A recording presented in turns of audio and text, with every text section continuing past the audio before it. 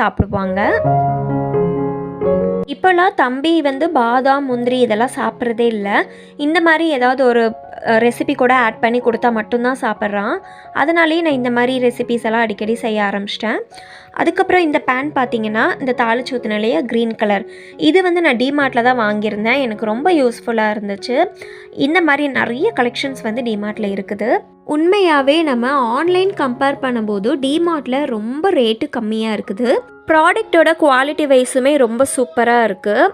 நம்ம வந்து கொஞ்சம் விலையாக இருக்குதுன்னு சொல்லிட்டு நிறைய பொருள் வாங்கிடுறோம். கடைசியில் பார்த்திங்கன்னா நம்மளுக்கு தான் பைசா காலி ஆகுது.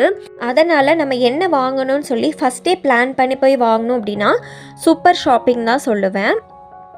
வீட்டில் எல்லாருக்குமே கொடுத்துட்டு லாஸ்ட்டாக பொங்கல் சாப்பிட்டேன். ரொம்ப டேஸ்ட்டாக இருந்துச்சு. இந்த வீடியோ உங்களுக்கு பிடிச்சிருக்கும்னு நினைக்கிறேன். பிடிச்சிருந்தால் லைக் பண்ணிட்டு சப்ஸ்கிரைப் பண்ணிக்கோங்க. இதே மாதிரி வேறு ஒரு இன்ட்ரெஸ்டிங்கான வீடியோவில் பார்க்கலாம். Take care, bye bye.